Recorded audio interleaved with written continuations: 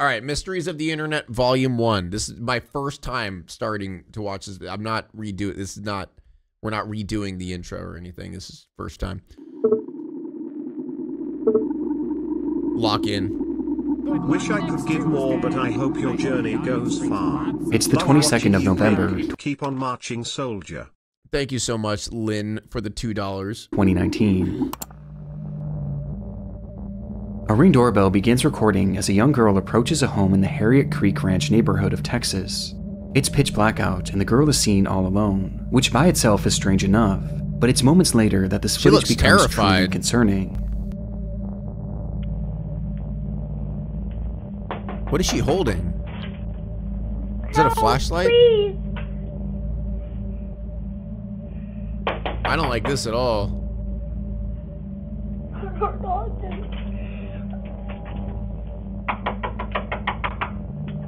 Please help. She was begging for help, pounding her hand against the door, all the while continuously turning her head around. I swear as to if God, she was expecting someone to come up behind her. This child better survive. I swear to God. The Baked Artist, thank you so much for 7 months. The footage then comes to an abrupt end. Whoa! Only to start again seconds later. But this entire time, no one answers that door. The wait was just too unbearable for the child as she then took off. Oh no.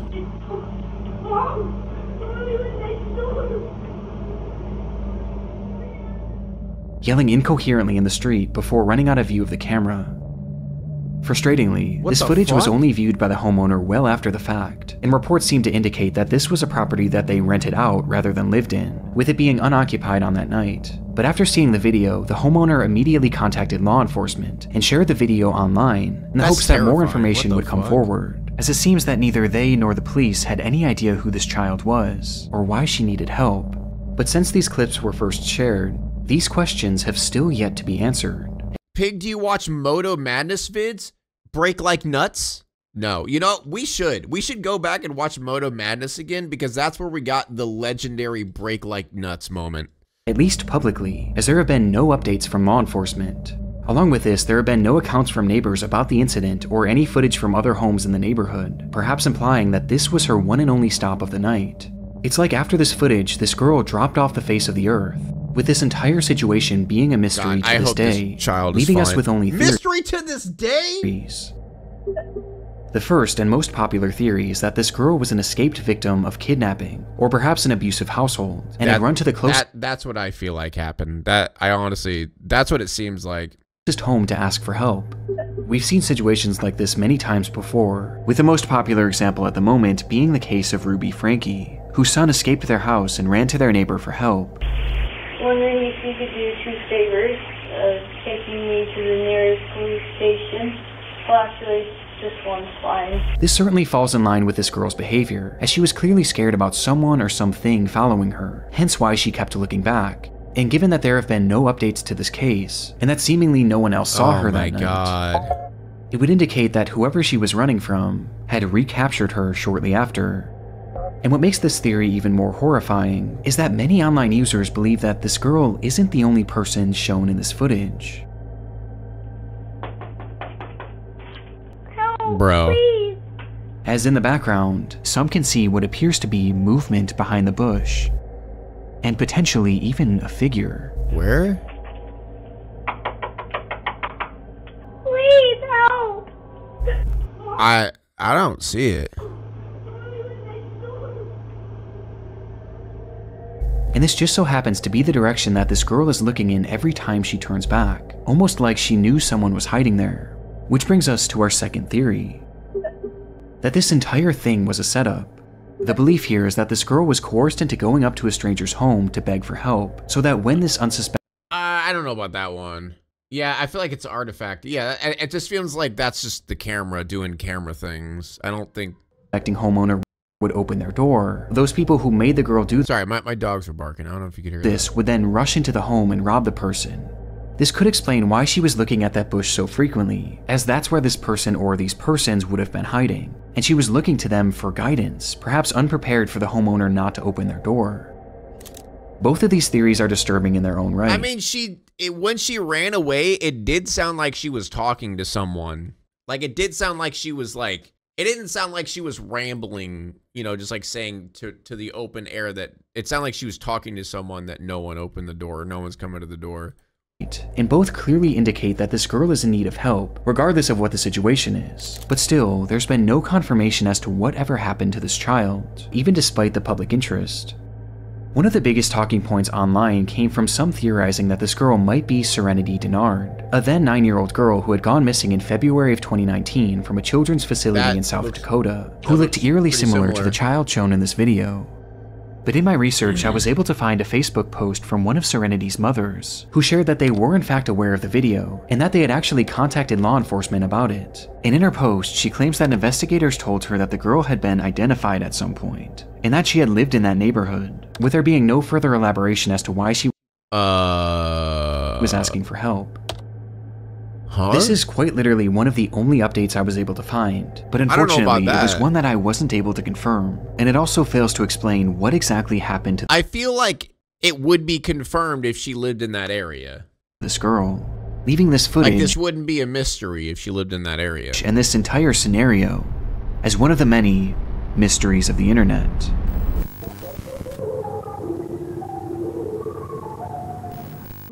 Throughout my time here on YouTube, I've stumbled across some of the most frightening things on the internet, but one of the discoveries to keep your identity secure. It really is the ultimate tool to 14 days at aura.com/NickCrowley. And in those sorry, Nick Crowley, my chat's got to use my Aura sponsorship.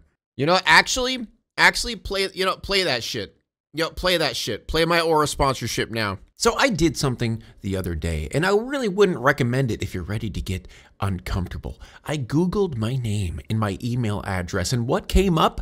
Dozens and dozens of creepy data broker sites listing everything from my home address to my phone number. Honestly, it felt pretty gross. Like, these companies are making money selling my info without my permission. It's not just those spam emails that you get. It's much more than that. They sell it to marketers, scammers, even stalkers. And getting your info removed from all that is honestly confusing and just buried in legal jargon. And that's exactly why I started using Aura, which is today's sponsor. Aura is like a full-on digital security system. They automatically find these data broker sites, scrub your info off of those sites without you having to do anything. On top of that, they scan the dark web, monitor your credit, alert you of suspicious activity in real time, and bundle in a password manager, antivirus, and a VPN, you name it. They even include up to $5 million in identity theft insurance and 24/7 US-based support if anything goes sideways. Now, I don't know about you guys, but I'm not leaving myself exposed, and I don't think you should either. So go to aura.com/Bionicpig to try Aura for free for 14 days, and in 2 weeks, they will show you exactly where your data is being sold and who's profiting off your privacy. Try it. Lock down your digital life. Yeah, Michael's on it. He'll play it.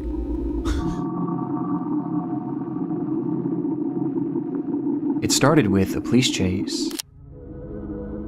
An officer parked alongside a highway in North Amsterdam had witnessed a black Mercedes speeding down the road and was now desperately trying to keep up with it. But the effort was to no avail, as the Mercedes would soon disappear from the officer's view. And when it would come back into view minutes later, it wasn't moving. It was instead left abandoned on the side of the road, the driver's side door hanging wide open, and the driver himself being nowhere to be seen, leaving that officer alone with the suspect's car, but no suspect.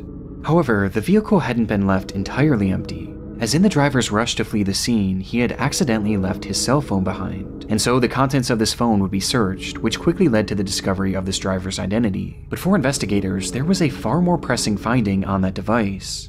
A finding in the form of a minute-long video stored on the man's camera roll that indicated that this driver may have been involved in a crime far worse than just speeding.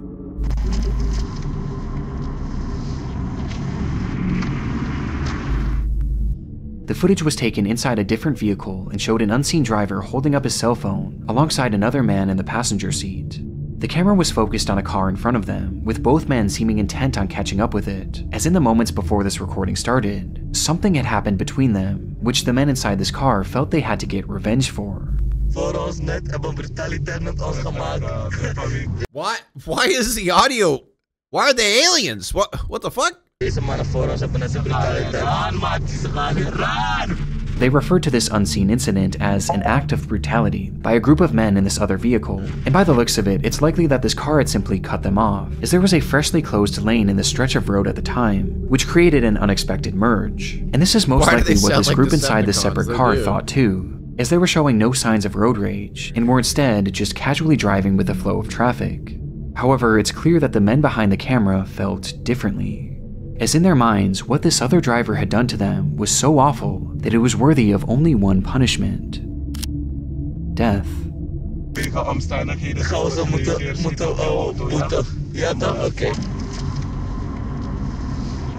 Ah, yes, let's record our crime. Yeah, I know, right? What the fuck?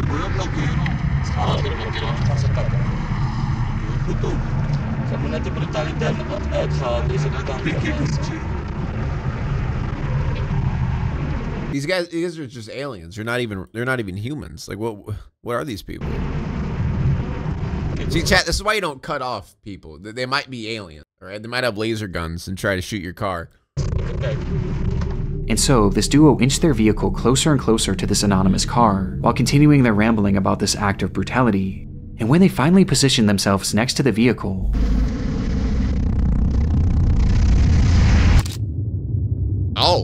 the man in the passenger seat brandished a pistol and pointed it directly at the driver of this vehicle. The footage from here is incredibly shaky, and the window had been rolled down, causing the audio to peak and become distorted and indecipherable.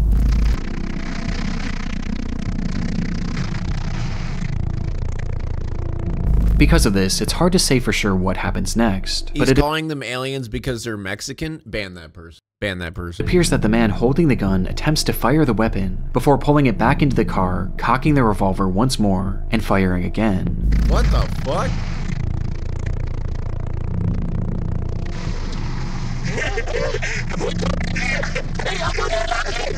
To which both men erupt with laughter and begin celebrating, before the recording stops. Based on the footage, it's unclear what happened to the driver of this vehicle or the other occupants, and finding this just a normal road rage moment in America. Information became priority 1 for law enforcement. Okay, I don't even know this is America. Just a normal road rage moment. Let me just call it that. In their research, they determined that this video was shot on May 12, 2014, at around 9:40 p.m., 1 full month before they had stumbled upon it, and it had been taken on the A1 highway near entrance 2101. And yet, when they checked their files to match this information with any of their cases, they realized that there was no record of this incident.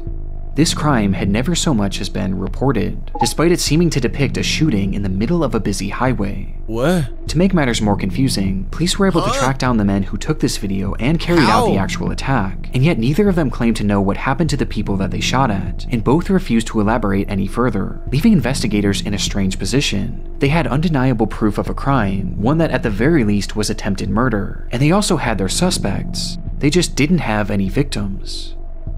And so they studied the footage even more, which is when they made a disturbing revelation about these victims. Throughout the video, the perpetrators refer to the people within this car as a group of men, and while the footage we have today has the occupants' faces blurred, they were able to conclude that the driver was in fact a man. However, they discovered that the passenger next to him is clearly a woman wearing a headscarf. And most shocking of all, in the back seat was what appeared to be a child, meaning that they had been shooting at what, in all likelihood, was a family. Police released this video to the public later that year under the— One time my mother brake checked someone who proceeded to follow her home and threatened to shoot her. She still defends brake checking the dude for no reason. Chat, that's why I always fucking say, don't fucking road rage. Don't brake check anyone. Don't just let the other dude be an asshole and just move on. Okay, it's not worth your life. Police released this video to the public later that year under the name Amsterdam Schiet Incident Ringweg A10, or Amsterdam Shooting Incident on Ring Road A10, where they revealed this footage but disguised the voices and faces of the perpetrators for unknown reasons. And in releasing this, they asked the public to come forward with any information that could help identify this family. Why would they hide asked for it? Witnesses on the scene, car repair shops that may have fixed a car with bullet holes, any hospitals that had shooting victims on or around that day, and most importantly, they asked for the family inside this car to come forward, as without their testimony, convicting these men was nearly impossible, as it wasn't fully clear what crime they'd even committed.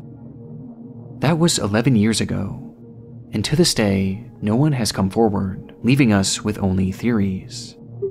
The first theory is that the people shot at in this footage may have been undocumented immigrants, or perhaps one of them. I was actually about to say that. They're too afraid to come forward because they're just going to get deported. That was the first thing that came to my head. Is like the only reason someone would be afraid to come forward as a victim is either they're a criminal themselves or they're going to get deported. Them had a warrant out for their arrest, meaning that if they were to report this crime, or if they were to have gone to the hospital with a bullet wound, then police would have certainly got involved, and in turn they would have gotten in trouble as well, essentially forcing them to stay quiet as saying anything would put their freedom in jeopardy. Another theory is that the shots may have simply missed the vehicle, and the driver decided not to report it, with some which is absolutely insane if that's the case. I really doubt believing that this whole situation was no big deal. But to me, this doesn't seem like something that would be so easily brushed off, especially because a child is involved. Yeah, dude shoots at my car 5 times. Oh, he's just, you know, he's just mad, right? Like, it's just, he's having a bad day. It's fine, okay? Like, whatever. He shot at us a few times. We could have died. No biggie, right? Though it is possible that perhaps this family was afraid to report the crime, as they clearly knew how dangerous these men were, and feared that reporting this crime would only further put a target on their backs. And finally, there's the theory that this weapon never fired at all. This is where the audio peaking becomes a major factor, as it's extremely difficult to make out the sound of gunshots, as the gun was literally outside of the vehicle when it was seemingly— That could be it. I mean, I'd still call it in, but that could be it, because there are a lot of times where people just threaten people with a gun. Like, they just show them the gun just to, like, freak them out in a road rage moment. That could be possible. Being fired. But it is worth noting that investigators working the case seemed confident that the weapon fired at least once, and I also personally hear a distinct popping sound at the end. Okay.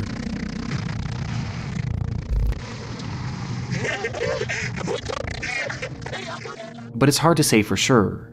And it also is possible that this group was using blanks, with this all being an attempt to trick the other driver into thinking that he was in danger. But even with these theories, we still have no idea the fate that befell this family, and it's clear that they have no desire to come forward, for reasons we just don't know. Which leaves the Amsterdam shooting video, an internet mystery that may never be solved. Yeah, I hope it was just like either they were brandishing a gun that had blanks, brandishing a gun that's just a fake gun, like just not even like, maybe it's like an airsoft gun or something, or they just were just showing a gun just to freak people out. Hopefully that's the case. That seems the most likely scenario.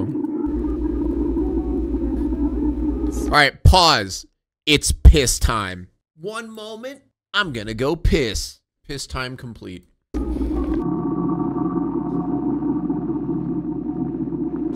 Urgent, I need help, please. We are from BSAS West Zone, Castelar, San Juan neighborhood. Her name is Emma Rosario Culk, who's been missing since Friday, June 12th. If you saw her, please call. Any information will be appreciated. This post was made to the subreddit r/Argentina on June 16th, 2020 by a user named u/NaramNaram, who asked for the public's help in finding a missing woman named Emma Culk, and in the comments he would offer more context, saying, "She went out to buy something and never came back. She was last seen here in the neighborhood. Sanchez and Pavan is the area where she went to buy something. She was dressed in the clothes that she's seen in the photo. She was carrying her wallet with her ID and a cell phone."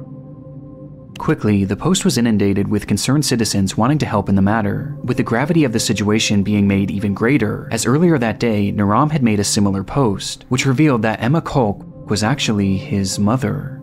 This revelation only made the post more important, as people left comments offering support and encouragement, with many even providing advice on how he could potentially track her down, to which Naram seemed genuinely grateful. Across the entire internet, this seems to be the first post ever made on Emma's disappearance, but it would be far from the last, as people spread this information far and wide almost immediately after Naram's post, which was also followed by several local news reports, which proved that Emma was in fact a real person and was in fact missing, with these articles mentioning something that her son had not, that she was feared to have been taken. The only thing we know for sure is that she went into her house, left her bike, and for some reason went out but did not come back in. Apparently, she did not leave on purpose, and that is what worries us the most. Things were clearly very concerning, and the tension of the situation only increased as a day passed, and then too, with Naram vowing to keep everyone updated on the status of the search. And sure enough, right after this update, Naram's missing mother would finally be found. The worst news, Emma Rosario Kolk was murdered. Oh. She had been missing since June 12th. Her son killed her with stab wounds and then buried her in the backyard of his house. He was arrested. Rest in peace, Emma. Emma Kolk had been found. Oh, so the dude who, wow. Found dead, murdered and buried in her own backyard, with the perpetrator allegedly being her own son, Daniel Kolk, who had confessed I feel like there's more to this. We'll see. To stabbing her once in the chest and then twice in the head before burying her body in the backyard, Jesus Christ. with a motive never being given. The ending to Emma's search was disturbing, but perhaps the most shocking part was the revelation that she was killed by her own son, 20-year-old Daniel Kolk, which immediately called into question Naram's Reddit post, as he had claimed to be Emma's son, leading many to wonder, was Naram the killer? And so, desperate for clarification, someone commented, "By any chance, are you 20 years old?" To which Naram actually responded, writing simply, 25, before eventually leaving the following explanation. "Apparently, it was my brother. That's what the police said when they declared the crime."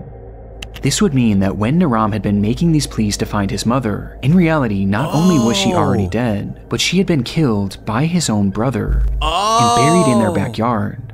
It's one of the most chilling things I've ever come across on Reddit, but it's fucking horrible. Oh my God. I'd love to drive a motorcycle, but I'm also 5'1", 130 pounds. I'd literally die in any accident.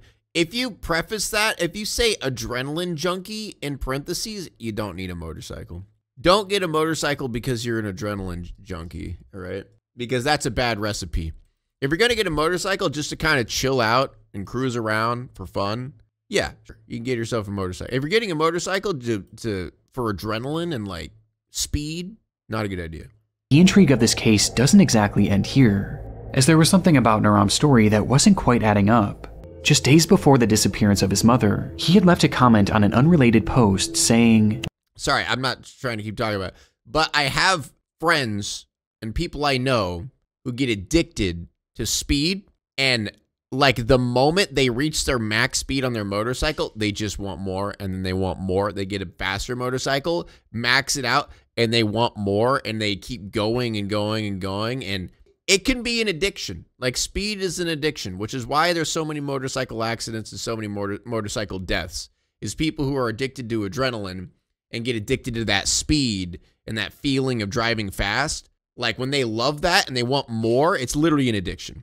And people die from it. Like, people, like, it's way more rare for people to die that just cruise around at the speed limit, you know what I mean, and drive safe.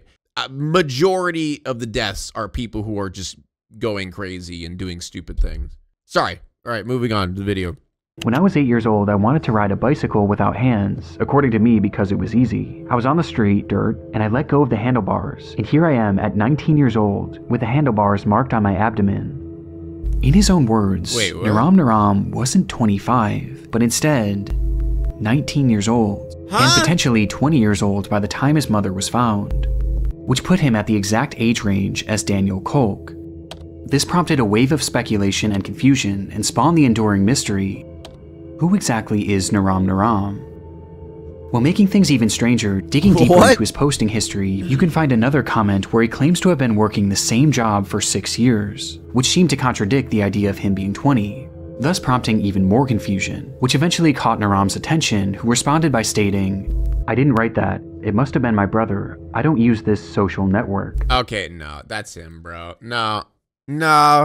You really pulled the "my brother did it"? You really pulled "my brother got on my computer and did it"? That excuse? Come on.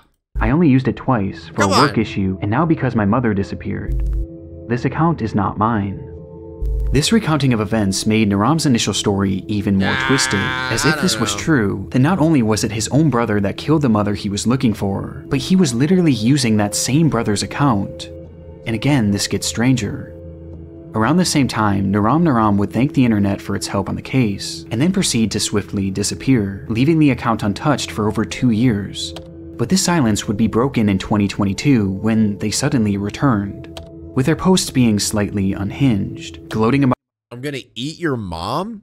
about their internet status and bizarrely lashing out at random users who questioned him on his past and present motives. And in The one who lacks reading comprehension is clearly you, and education too. If not, reread the conversation. Precisely what I wanted to convey to you is that maybe tomorrow your best friend suffers from some disorder, some psychological problem, or simply goes crazy. Kill somebody, and you don't know. He turned into a fucking he's the emote.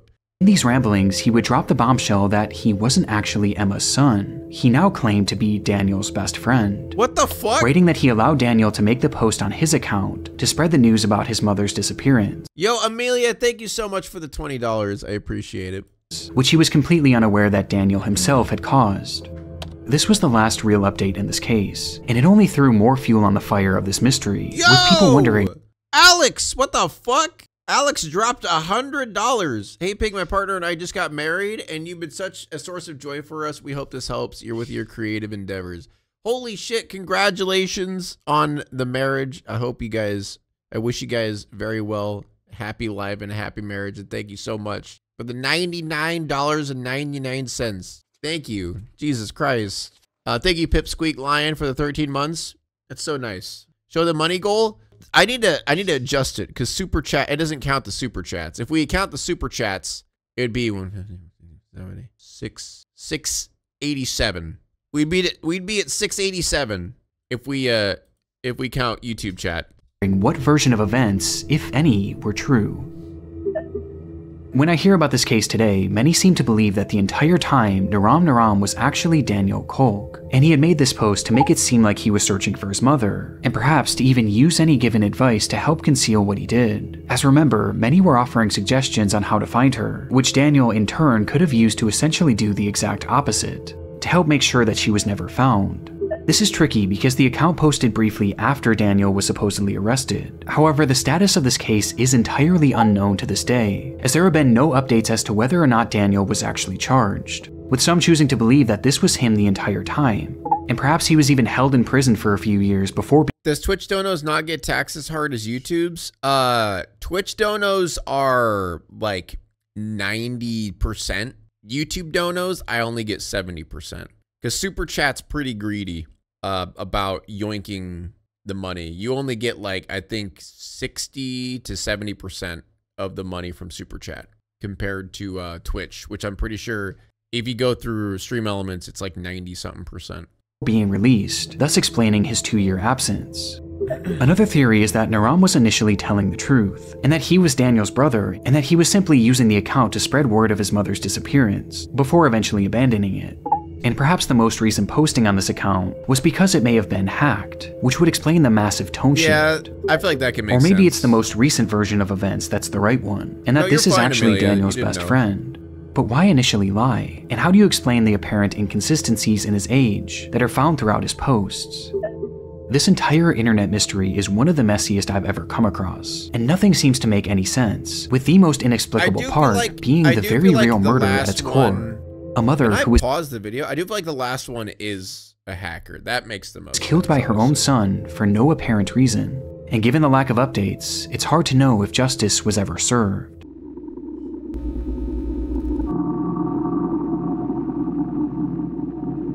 It took several months for Angeline Pete's family to report her as missing. She had a long history of leaving home for extended periods of time, running off to join the circus and hitchhiking rides all across the Vancouver area, before eventually returning home to her normal life. But this time it felt different.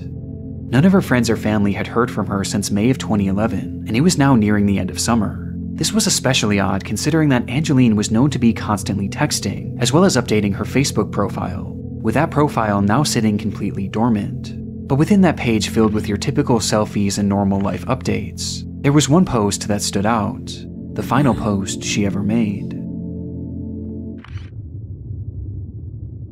This photo was posted without context on May 20th, 2011, a day that just so happened to be the very last time that the vast majority of Angeline's friends and family members had heard from her. And when looking into the context of this image, her disappearance only becomes more concerning. That night, Angeline had been drinking with her fiancé Robert Calden in downtown Vancouver, and while the two were waiting to catch a ferry back home, something had sparked an argument, which eventually led to a full-on dude, that's always what it fucking is, bro.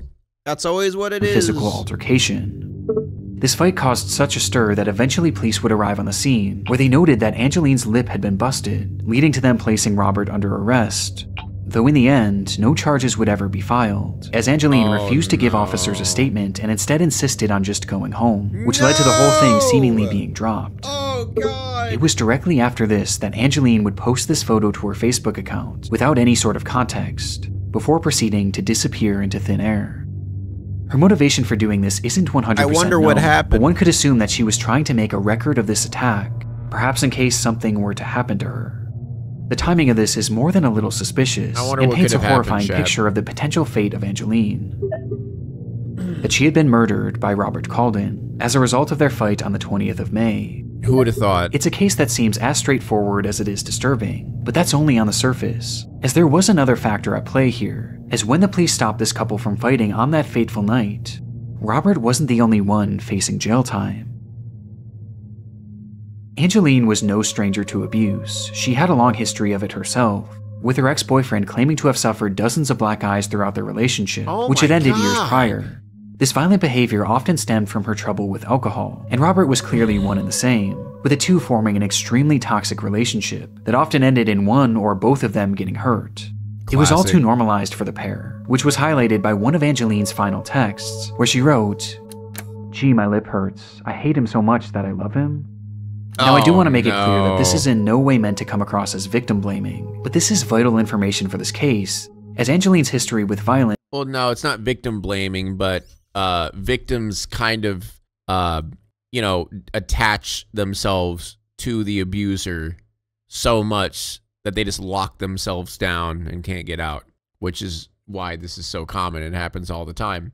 Had landed her in prison numerous times, most recently in 2009 when she was arrested for getting into a massive bar fight. Yeah, the trauma This arrest in bond. particular is noteworthy, as it carried with it multiple conditions.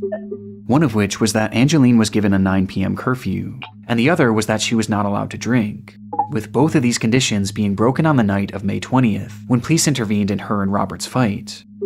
This meant that Angeline was now likely going to be reincarcerated, and sure enough, that same night, officers arrived at her home to question her on the— Yeah, abusers really are good at manipulating and keeping their victim there, you know, because you know, they'll abuse them and then they'll go back to the, oh my God, I'm so sorry. I love you so much. You know, that's not who I really, you know, they do that whole love bomb thing and they like shower them with love and make them be like, oh, maybe, you know, maybe he'll change this. And it's just a vicious cycle that continues and continues. And, you know, it's awful. The matter, but she failed to answer the door, which led to a warrant being made for her arrest 5 days later on May 25th.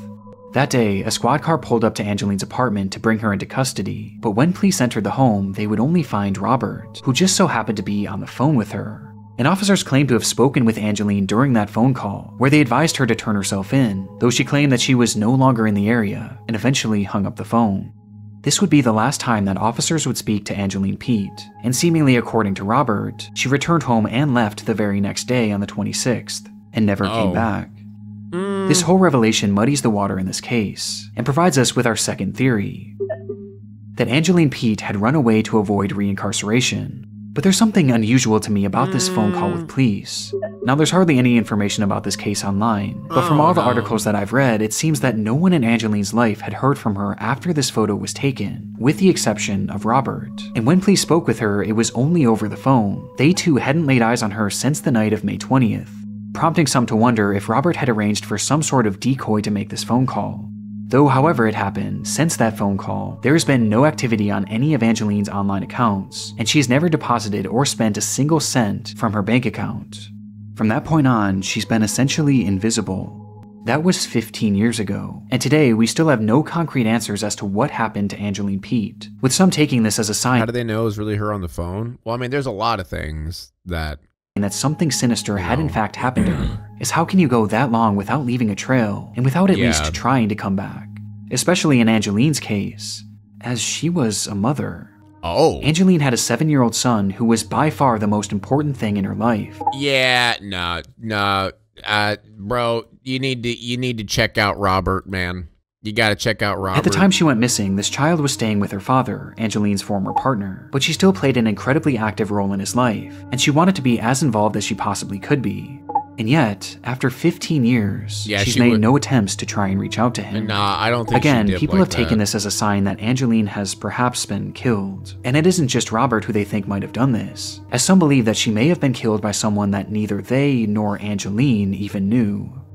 As I mentioned previously, Angeline had a habit of hitchhiking, and she was known to do so in a way that was overtly dangerous. And interestingly, there were some unconfirmed sightings of Angeline after she went missing, with some reportedly seeing her in Port Hardy and Grand Perrier, areas that she would have had to catch a ride to. Now again, these are totally unconfirmed sightings, but what's so chilling about this is that if she had been hitchhiking through those areas, then she likely would have found herself doing so along— Dude, hitchhiking is fucking literally like the most like terrible thing you could possibly do. Because not only do you need to be a special kind of person to hitchhike yourself, you need to be a special kind of person to pick up a hitchhiker. Thank you so much, Game Sense. Because not only do you need to, okay, if you're picking up a hitchhiker, you need to consider the fact that that hitchhiker might try to kill you. So like even people who are trying to be nice and are trying to be helpful. Game Essence, all right, whatever, shut up. What was I saying? Oh yeah, if you're picking someone up, you have to consider the fact that that person might be a murderer. So like even the good people, most good people are gonna be like, I don't know if I want to do that. Like even if a good, because I don't know who they are. Like, you know, I don't know if they're gonna have a weapon on them or a gun or a knife or something. Like I don't know that. So the only people who are gonna pick you up are people who just don't give a shit or psychos. Like, there's really no in between. Along Highway 16, which is now known as the Highway of Tears. Without getting too— Like, don't get me wrong, there are people out there who would pick up hitchhikers. Like my stepdad, for example, he'd do it. My dad would do it.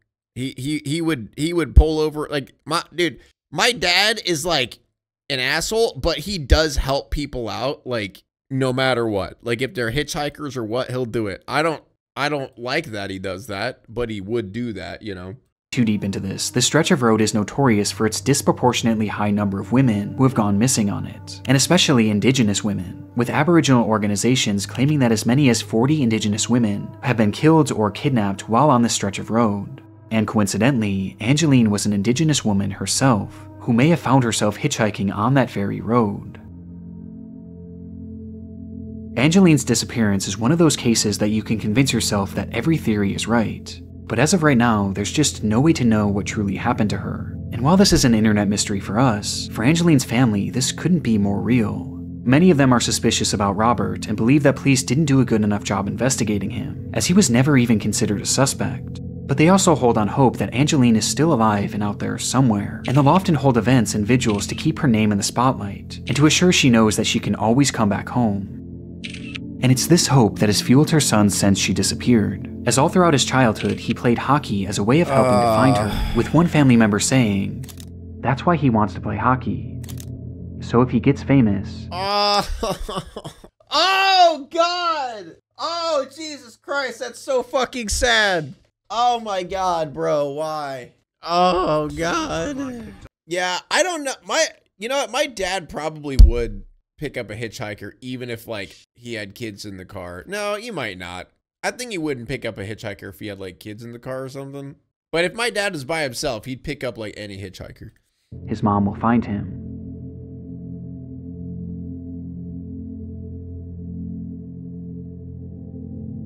Then he proceeded to try to stab me, so I just pistol whipped him with my... Yes, I'm sure that happened.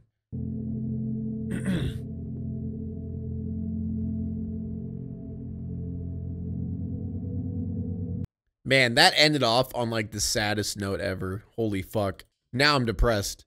Now it's time to walk away. I hope you enjoyed your stay.